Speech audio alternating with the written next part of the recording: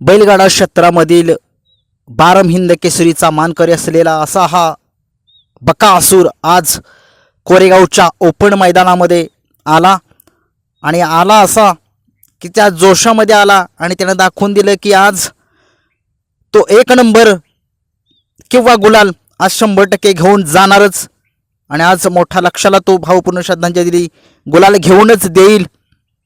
आणि खूप सारे शुभेच्छा आज बकासूरला. कोरेगावच्या मैदानामध्ये गट क्रमांक 4 का 5 मध्ये पळाला बकासूर आणि बकासूरचा आज पहिरा होता राजा. हा राजा कोणता होता माहीत नाहीये, परंतु हा राजा नावाचा बैल काय सुरेख पळाला, काय साथ दिली त्याने आणि नक्कीच आज 100% या बकासूरचा गुलाल व्हावा अशी खूप इच्छा आहे आणि नक्कीच करेल सुद्धा तो इच्छा पूर्ण. आज सगळ्या महाराष्ट्राची बकासूर फॅन्स आज खूप खूप खुश आहेत. गट सुट्टा काढला या पठ्ठ्याने आज आणि नक्कीच कमबॅक बकासूरचं होतंय आज. बकासूर आणि राजा सुंदर अशी गाडी आज सेमीसाठी पात्र झालेली आहे. सगळ्यांचे लाडके ड्रायव्हर या बैलगाडा क्षेत्रामध्ये खूप नामवंत जॅके आहेत असे हे प्रशांत ड्रायव्हर चिंचनेरकर, सलगरे किंग असे म्हणतात त्यांना आणि आहेतच.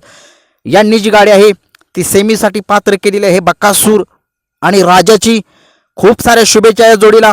सेमीफायनलमध्ये चांगलं कमबॅक होईल आपल्या बकासूरचं आणि या बकासूरने आज काय पळ दाखवला.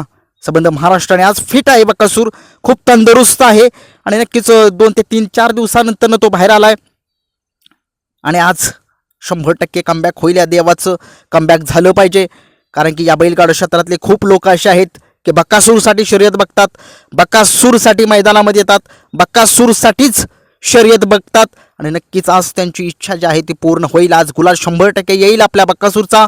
बघूया बकासूर आपला आज सेमीमध्ये काय कमाल करतोय. सुट्टा गट तर घेऊन गेलाय, फायनलसाठी सेमीफायनलसाठी खूप साऱ्या शुभेच्छा. धन्यवाद.